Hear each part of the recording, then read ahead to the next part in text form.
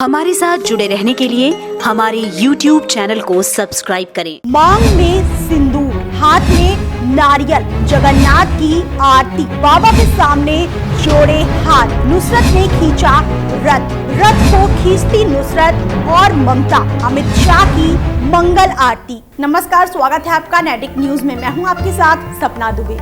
आज पूरे देश में भगवान जगन्नाथ की रथ यात्रा की धूम है। देश के कई हिस्सों में ये यात्रा निकाली गई है।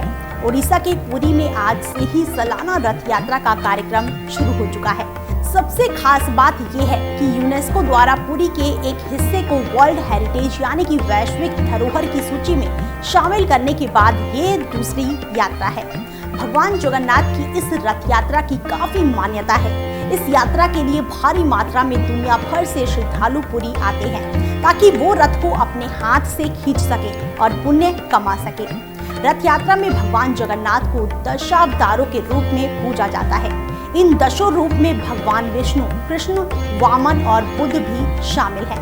रथ खींचने को लेकर मान्यता है कि रथ खींचने वाले सभी लोगों के दुख दूर हो जाते हैं, उन्हें मोक्ष प्राप्त होता है।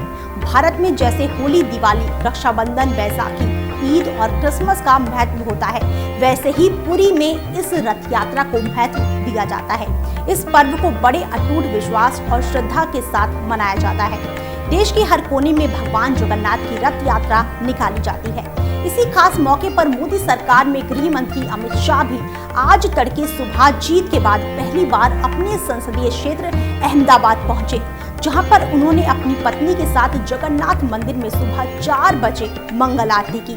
पिछले काफी समय से पश्चिम बंगाल की राजनीति में काफी उथल पुथल देखने को मिला, लेकिन इस पावन अवसर पर बंगाल की सीएम ममता बनर्जी ने भी इस्कॉन टेम्पल में पूजा अर्चना की। इस दौरान ममता बनर्जी के साथ तृणमूल कांग्रेस की सबसे यंग और नव विवाहित सांसद नुसरत जहां भी मौजूद रही। कोलकाता में भी आज जगन्नाथ की यात्रा निकाली गई। इस यात्रा के आयोजकों ने नुसरत जहां को बाकायदा चीफ गेस्ट के रूप में बुलाया था। इस दौरान नुसरत अपने पति निखिल जैन के साथ पहुंची। पंडाल में नुसरत ने भी ममता दीदी के साथ पूजा अर्चना की। इस दौरान भी नुसरत बिल्कुल हिंदू रीति रिवाज के मुताबिक तैयार होकर पहुंची थी। माथे पर बिंदी, मांग में सिंदूर और गले में मंगलसूत्र पहने नुसरत बिल्कुल नव विवाहित दुल्हन ही लग रही थी। इसी के साथ आपको बता दें कि नुसरत पिछले काफी समय से अपने इस नए वेशभूषा की वजह से कट्टरपंथियों के निशाने पर चल रही हैं। हाल ही में नुसरत के संसद में बिंदी, सिंदूर और मंगलसूत्र पहनकर आने पर फतवा तक जारी किया जा चुका है। बाबा जगन्नाथ की रथ यात्रा में शामिल होने पहुंची नुसरत ने मीडिया से बात करने के दौरान ये साफ कर दिया कि वो जन्म से मुस्लिम है और आज भी मुस्लिम है। वो इस्लाम को मानती हैं, लेकिन वो इसी के साथ बाकी सभी धर्मों का सम्मान करती हैं। अपने खिलाफ फतवा जारी होने पर सवाल पूछे जाने पर नुसरत ने कहा कि वो आधारहीन बातों पर ध्यान नहीं देती हैं।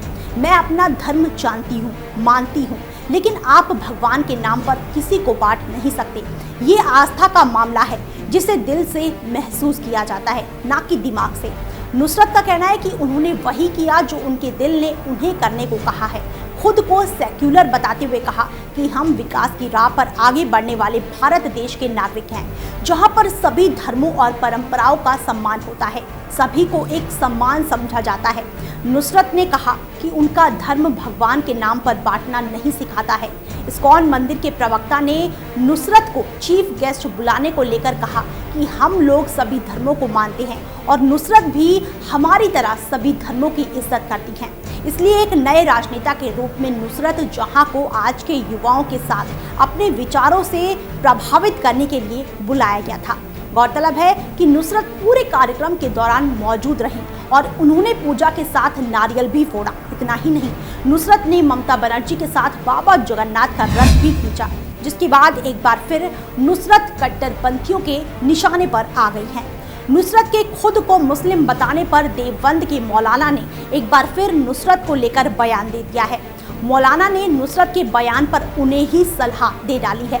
उनका कहना है कि अगर मुस्लिम हो तो इस्लाम को मानो, अब ये मामला कहां जाकर शांत होता है, इस बारे में तो कोई नहीं जानता है, लेकिन नुसरत ने अपने विचारों को जग जाहिर करके एक संदेश जरूर दे दिया है कि वो अपने दिल की सुनती हैं और जो उनका दिल उन्हें करने के लिए बोलता है वो वही करती हैं। फिलहाल इतना ही, बाकी ऐसी और लेटेस्ट खबरों के लिए देखते रहिए हमारे चैनल नेट्रिक न्यूज को। साथ ही आप वीडियो को लाइक और शेयर करने के साथ साथ चैनल को सब्सक्राइब करना ना भूलें।